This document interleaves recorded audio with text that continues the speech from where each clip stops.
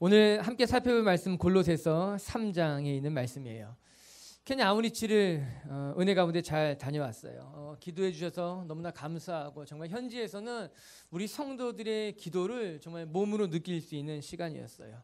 케냐 갈 때마다 느끼는 것인데 그곳에 있는 사람들은 정말 아무것도 없는 것 같은데 정말 참 행복하게 살아가고 있구나, 그런 생각을 하게 됩니다.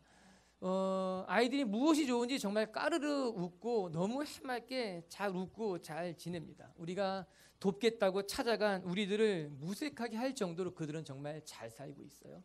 행복하게 살고 있고 말씀대로 살고 있고 기도하며 살고 있어요. 너무너무 행복해 보였습니다. 케냐 아우리치를 마치고 두바이에서 트랜짓 해야 했는데 아랍교회를 방문하는 기회를 가졌어요. 중동에 있는 하나님을 믿는 사람들이 있었습니다.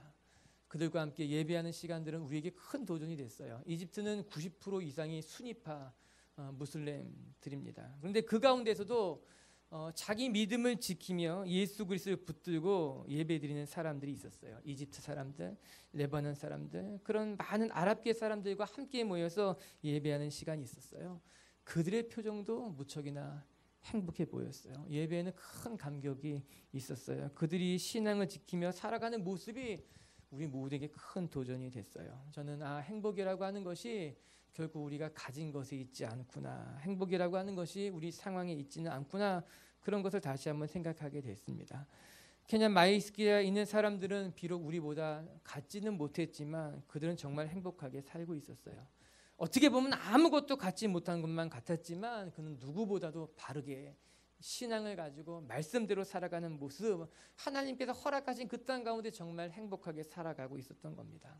또한 행복이라고 하는 것이 환경이 있지 않구나. 여러분, 이슬람 국가 속에 살아가고 있었지만 그 이슬람 속에서 믿음을 지키며 살아가는 그들의 모습을 보면서 여러분, 그들이 종교 부지 안에서 지정된 곳에서만 예배를 드릴 수 있었어요. 하지만 그곳에서 그들의 드리는 예배는 너무나 감격적인 예배였어요. 뜨거웠어요. 그리고 그들의 교제는 너무나 친밀해 보였던 겁니다. 우리는 케냐에 있는 아이들보다 넉넉한 상황이 있었는데 우리는 중동 지방에 있는 아랍계 신앙인들보다 더 편하게 자유롭게 예배 드릴 수 있는데 정말 우리가 그들만큼 행복하게 살아가고 있는가? 정말 우리가 그들만큼 바른 신앙생활을 갖고 있는가 돌아보게 되는 시간이었습니다. 그리고 아우리치를 마치고 어제 비행기 타고 돌아오면서 오늘 말씀을 묵상하게 됐는데 제 마음속에 그들이 그렇게 행복할 수 있었던 이유가 어디 있었을까? 저는 오늘 말씀 묵상하면서 한 가지 이유를 발견하게 됐어요. 그건 무엇인가 하면 그들이 하나님을 힘입어 살아가고 있었다라고 하는 거죠. 우리 17절의 말씀을 같이 한번 읽어볼게요. 17절입니다. 시작. 또 무엇을 하든지 말에나 일에나 다 주 예수의 이름으로 하고 그를 힘입어 하나님 아버지께 감사하라. 여러분, 17절에 주 예수의 이름으로 하고 그를 예수 그리스도를 힘입어 하나님 아버지 앞에 감사하고 이렇게 기록하고 있습니다. 바울이 골로새 교인들에게 고백할 수 있었던 것이 이것이었어요. 우리가 그리스도의 이름으로 그리스도를 힘입어 살아갈 때 비로소 우리의 삶이 참된 행복이 있을 수 있다라고 하는 것이에요. 마이스키리아 사람들이 그리고 중동에서 그 무슬림들 가운데 자기의 신앙을 지키며 살아가는 그들이 그렇게 그곳 가운데 행복할 수 있었던 것은 주 예수를 힘입어 살아가고 있었던 것이 아닌가 생각하게 됐어요.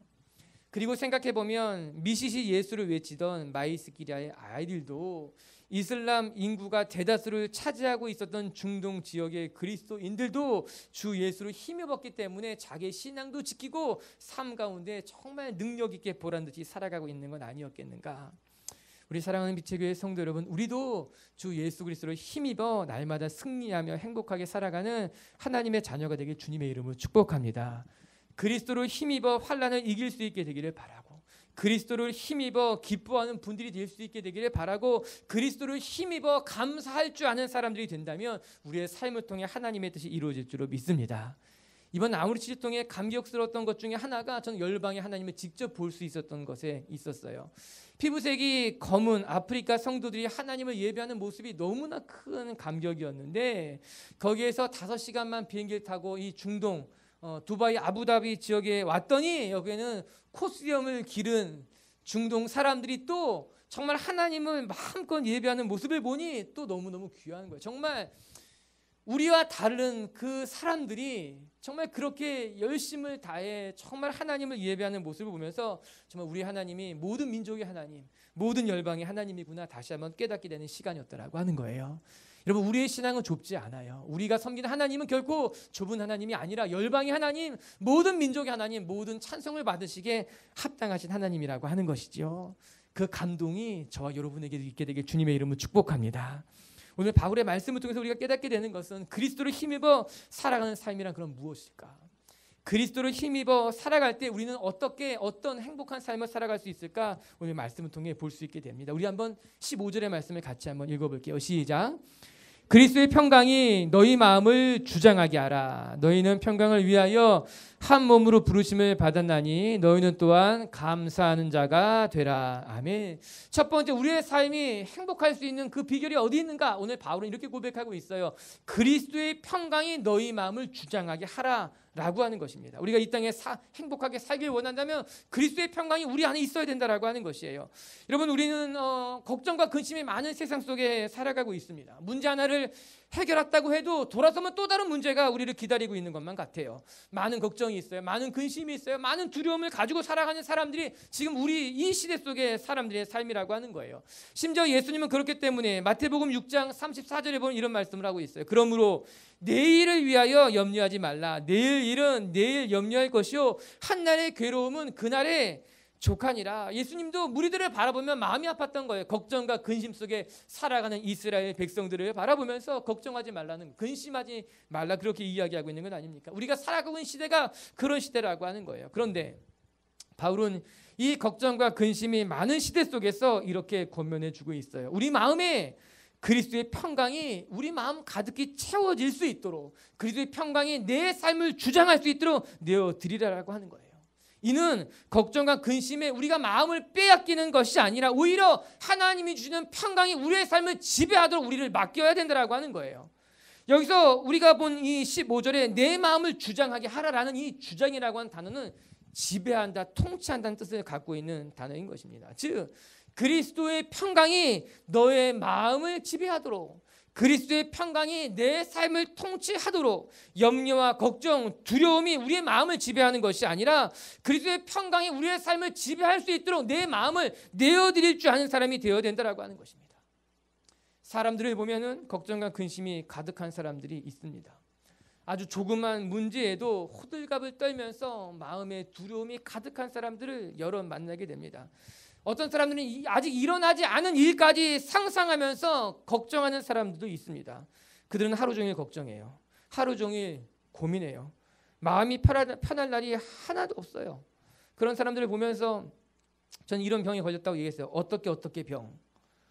맨날 하는 말이 입에 어떻게가 붙어 있는 거예요. 늘 어떻게, 너무 더워서 어떻게, 여름에 감기가 걸린 것 같은데 어떻게, 아우리치를 가는데 준비가 안 돼서 어떻게, 난 아우리치를 못 가서 어떻게, 예배 늦어서 어떻게, 뭐 아무튼 모든 게 어떻게 모든 것이 걱정이라고 하는 거예요. 어떻게 뭐가 어떻게요? 잘 될 거예요.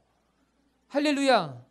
네, 잘 될 거예요. 도대체 어떻게 하지 마세요. 그건 믿지 않는 사람들의 언어인 거예요. 오늘 성경 분명히 말하고 있어요. 하나님께 맡기고 그리스도의 평강이 내 마음을, 내 삶을 지배할 수 있게 내어드리라고 하는 거예요. 우리는 걱정할 일이 아님에도 불구하고 과하게 걱정하며 살아가는 사람들인 거예요. 우리는 근심하지 않아도 되는데 오히려 근심이 우리 마음을 이끌고, 근심이 오히려 또 다른 근심을 만들어내고 있는 삶을 살아가고 있다고 하는 것입니다. 그러나 오늘 바울이 골로새 교인들에게 권면해주고 있는 것은 걱정과 근심이 내 삶을 지배하는 것이 아니라 그리스도의 평강이 내 마음에 가득 채워질 수 있도록, 그리스도의 평강이 내 삶을 지배할 수 있도록 내어드리라고 하는 거예요. 일어나지 않은 일까지 걱정하며 살아갈 필요가 없다라고 이야기하고 있는 것입니다. 오늘 말씀을 유심히 들여다보시기 바랍니다. 그리스도의 평강이 우리를 지배하게 하라라고 말하고 있어요. 사역동사인 거예요. 그렇게 그냥 내 삶을 맡겨드리라는 거예요. 그리스도의 평강이 내 삶을 이끌어갈 수 있도록 내어드리라고 하는 거예요. 하나님의 평강이 내 속에 역사할 수 있도록 내 마음을 열어두라고 하는 거예요. 걱정과 근심은 버려야 돼요. 그것이 우리의 삶을 다스리지 못하게 만들어야 된다고 이야기하고 있다라고 하는 거죠. 사랑하는 성도 여러분, 걱정과 근심의 종이 되지 않게 되기를 바랍니다.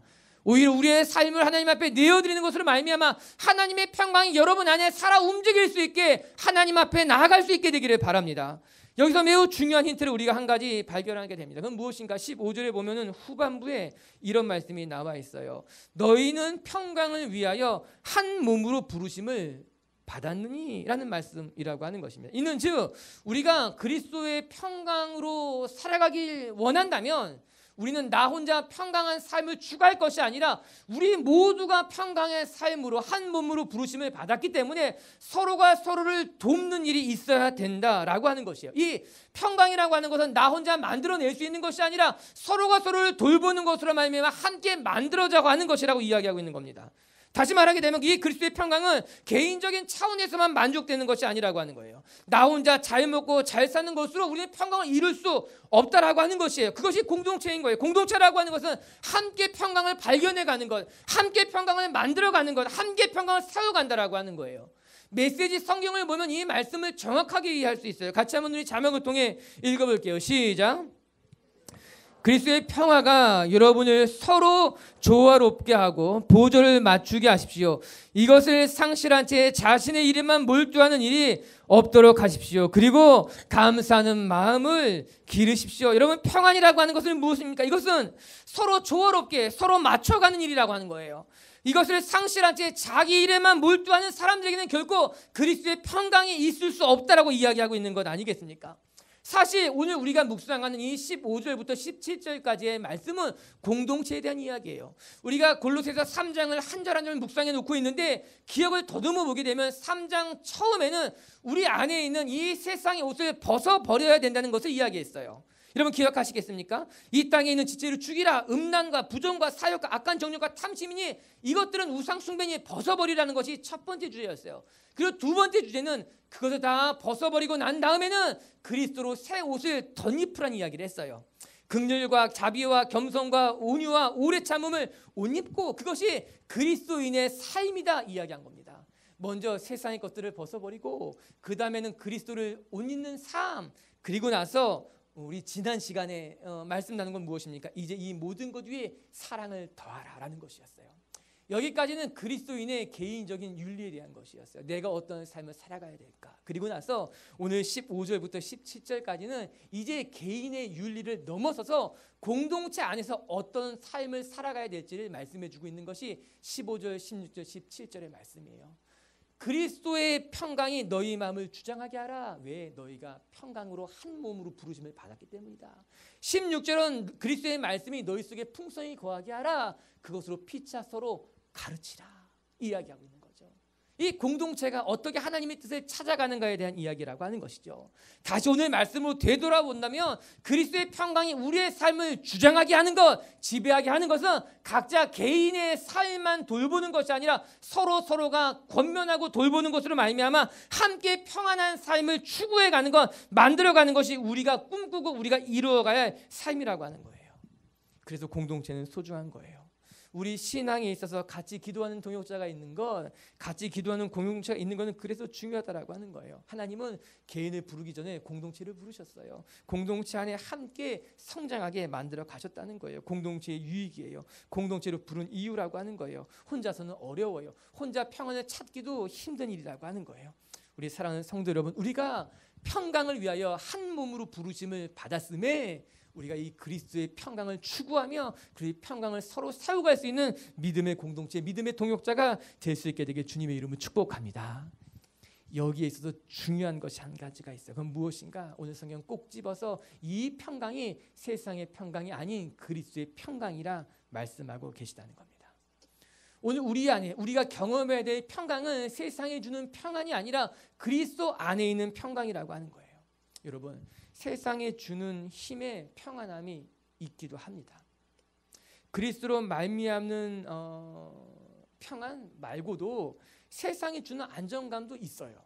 또 우리 곁에 사람들이 많이 있을 때 우리 마음 가운데 어떤 찾아오는 그런 어떤 안전감도 있어요. 돈이 넉넉할 때 주는 그런 것들도 있다라고 하는 것이에요. 그러나 그것은 완전한 평강은 아닌 거예요. 사람들로부터 얻을 수 있는 평안함, 내가 많은 것을 가졌기 때문에 내 안에 누리게 되는 어떤 안전함도 일종의 있을 수 있겠지만 그것이 본질적인 평강일 수 없다라고 하는 거예요. 그것은 영원한 평안일 수는 없다라고 하는 거예요. 그것이 오늘 성경에 말씀해 주시는 평강은 아니라고 하는 거예요. 오늘 성경은 분명히 우리에게 이야기하기를 세상에 주는 평강이 아니라 그리스도 안에 누리는 참된 평안을 맛보아야 된다고 이야기하고 있는 것이죠. 아무것도 가지지 못한 상황 속에서 그리스도로 말미암는 안전함인 거예요. 상황은 불안하지만 그럼에도 불구하고 알지 못한 무엇인가 내가 이해할 수 없는 평강과 확신이 우리 마음 가운데 드는 일들이 있어야 된다라고 하는 거예요. 내일에 어떤 일이 일어날지 알지 못하지만 그럼에도 불구하고 내 마음 가운데 알 수 없는 확신, 알 수 없는 평안함을 경험하는 것이 오늘 성경 우리에게 이야기하고 있는 그리스도의 평강이라고 하는 것이죠. 사랑하는 성도 여러분, 축복하게는 여러분 마음 가운데 이 세상의 평강이 아니라 그리스도와 함께 할 때 누리게 되는 진정한 영원한 참된 평강을 경험해 볼 수 있는 하나님의 사람들이 될 수 있게 되길 주님의 이름으로 축복합니다. 이유는 한 가지인 거예요. 그리스도 자체가 평강이시기 때문인 거예요. 예수 그리스도가 평화의 왕이시기 때문에 우리가 그리스도 안에 머물게 됐을 때, 우리의 삶을 하나님 앞에 맡겨드렸을 때 우리의 삶에는 세상에서 줄 수 없는, 세상에서 누릴 수 없는 그리스도의 평강을 우리가 경험하게 된다라고 하는 것이죠. 할렐루야. 오늘 바울이 우리에게 권면한 것 같이 저와 여러분에게 그리스도의 평강이 우리의 삶을, 우리의 마음을 지배하는 하나님의 사람들이 되게 주님의 이름으로 축복합니다. 두 번째, 어떻게 하면 우리는 또 참된 행복을 누릴 수 있겠는가? 오늘 16절은 이렇게 이야기하고 있어요. 하나님의 말씀이 채워질 때, 우리의 삶에 채워질 때 우리의 삶에 참된 평안이 있다는 겁니다. 우리 16절을 같이 볼게요. 시작.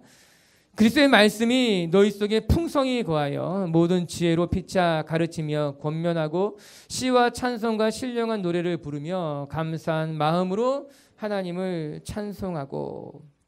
오늘 16절은 이렇게 기록되고 있어요. 그리스도의 말씀이 너희 속에 풍성히 거하여. 하나님의 말씀이 우리 안에 풍성히 채워질 때 우리는 비로소 평안하다라고 하는 거예요. 이는 두말하면 정말 입이 아플 정도로 이미 우리가 익히 알고 있는 일들일 것입니다. 하나님의 말씀이 우리 안에 채워져야 돼요.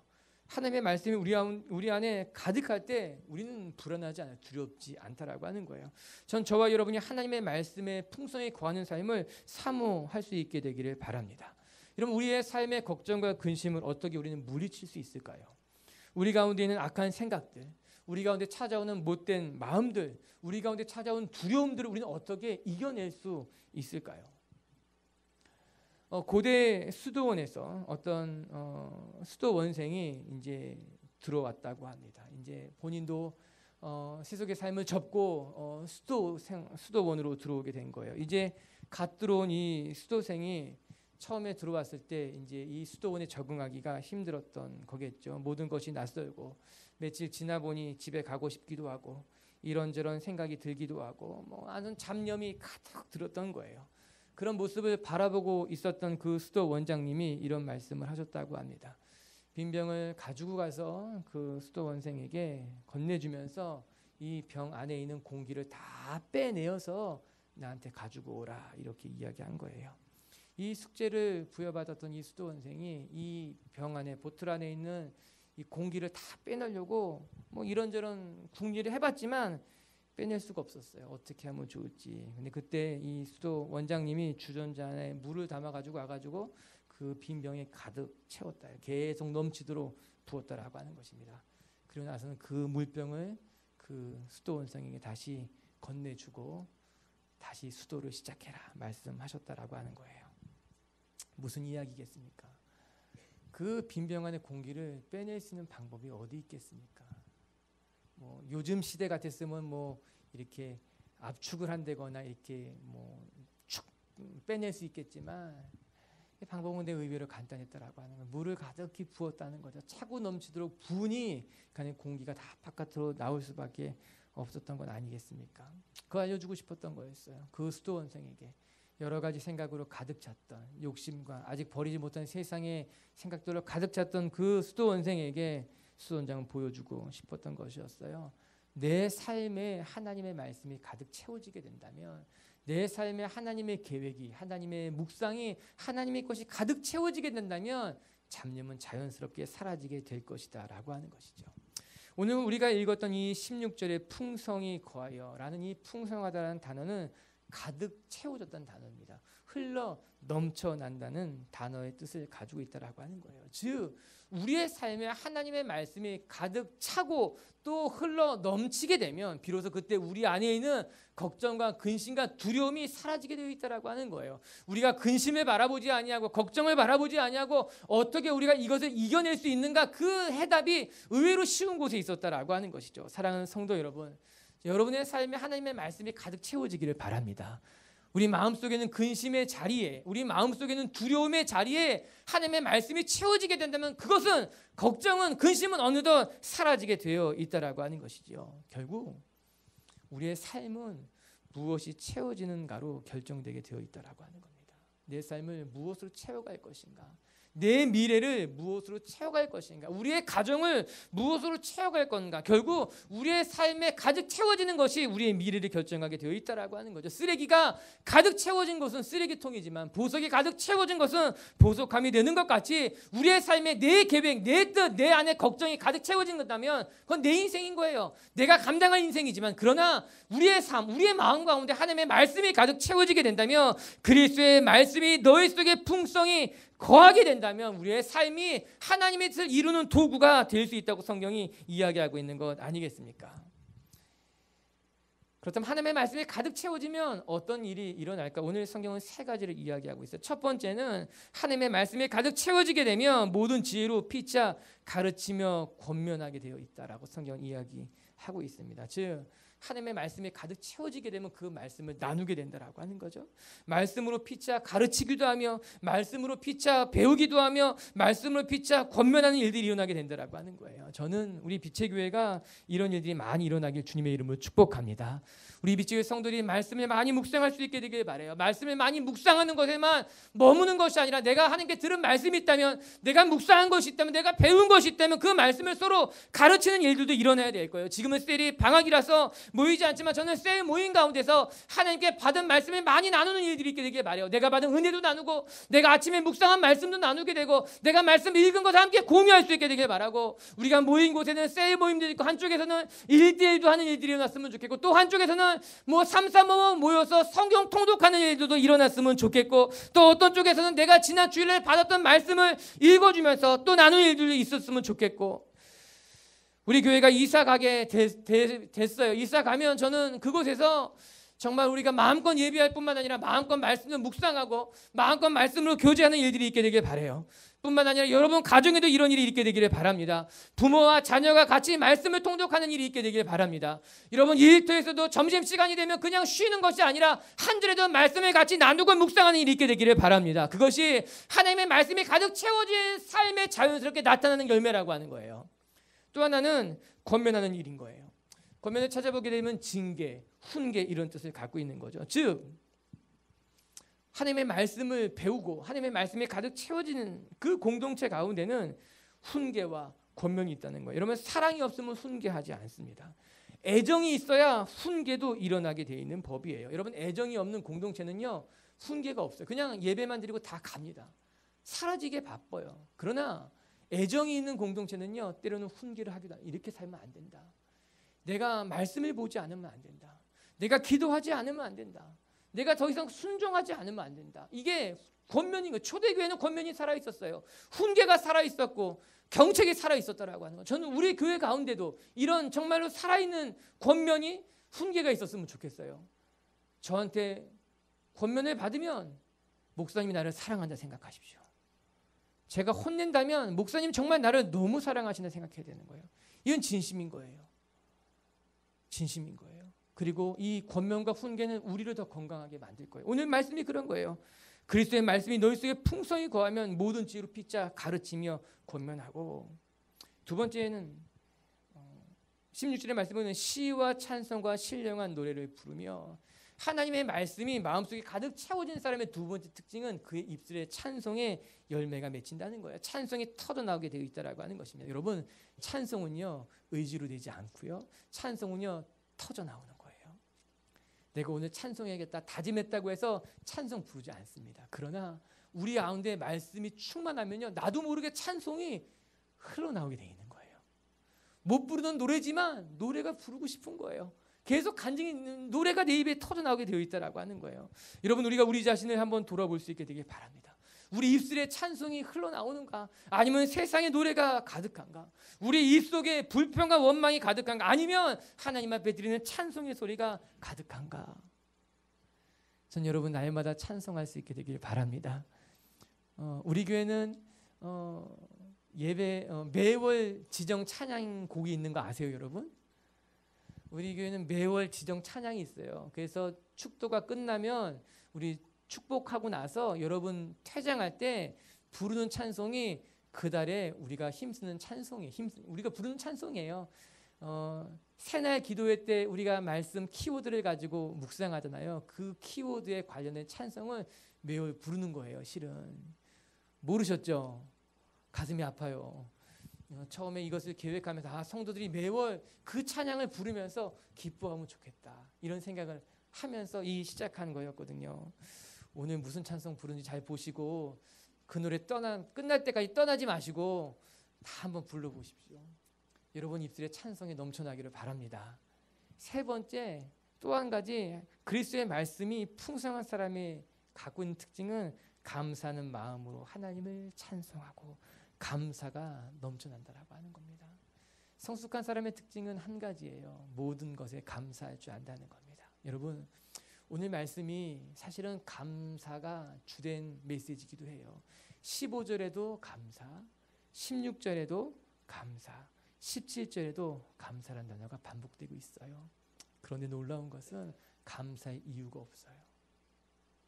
감사의 목적이 없어요.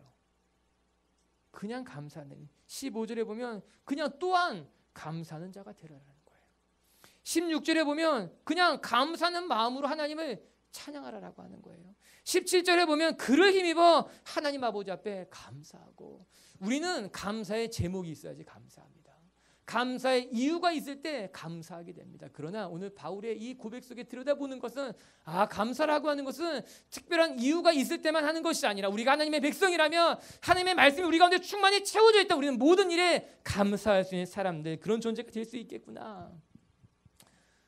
여러분, 오늘도 감사하는 사람이 되십시다. 한 주간 이유를 찾아내십시다.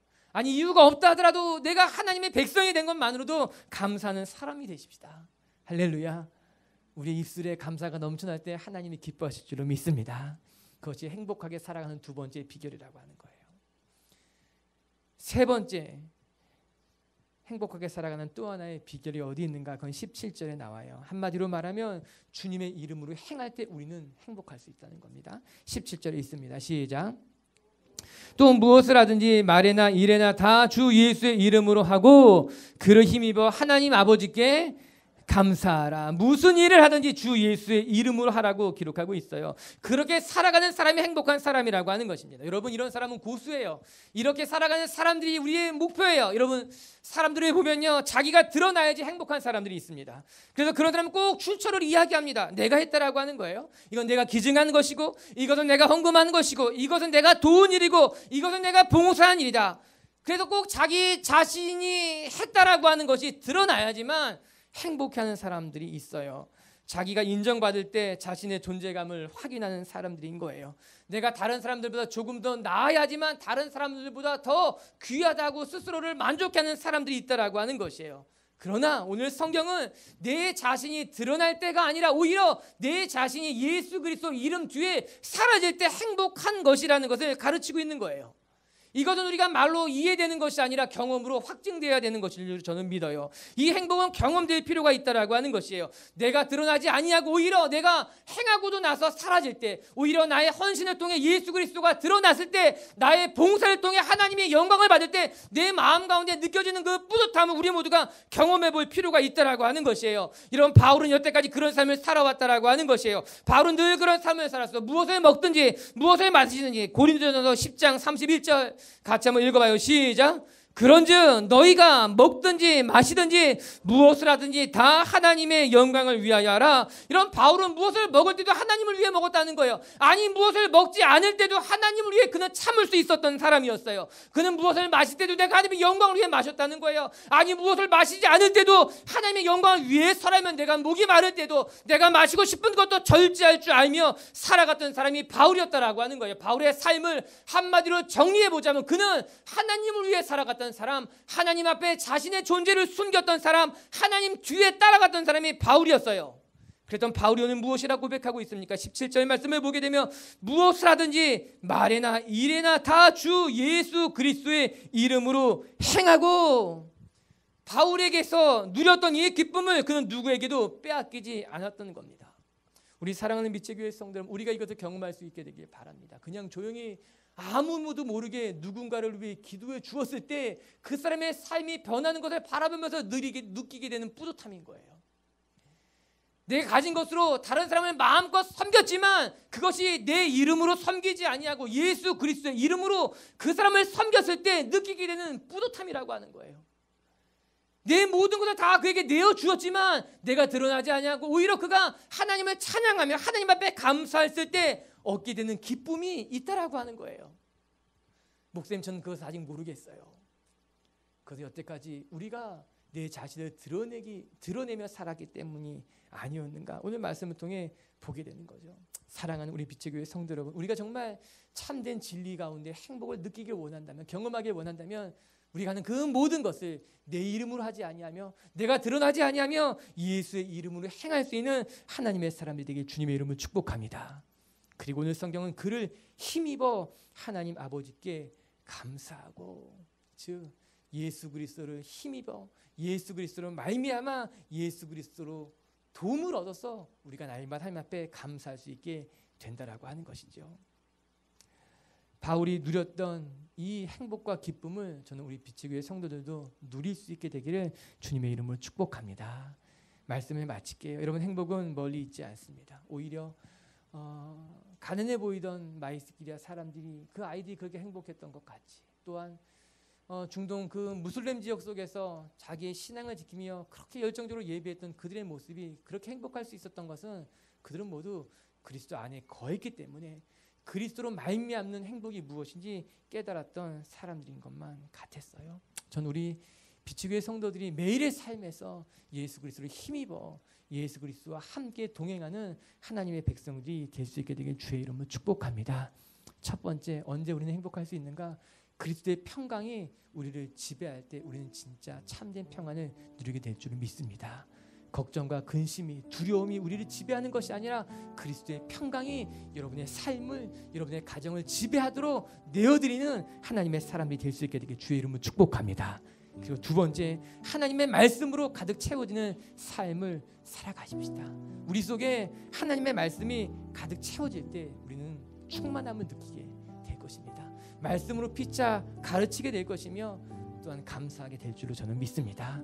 그리고 세 번째, 우리가 모든 일에 나를 드러내는 것이 아니라 주 예수의 이름으로 행하고, 우리가 예수 그리스도 뒤에 숨고, 아니 우리가 죽고 예수 그리스도가 살 때 우리의 삶에 참된 기쁨과 행복을 경험하게 될 줄로 저는 믿습니다. 할렐루야. 우리 성도들이 그렇게 성숙해져가는 여름이 될 수 있게 되길 주님의 이름으로 축복합니다.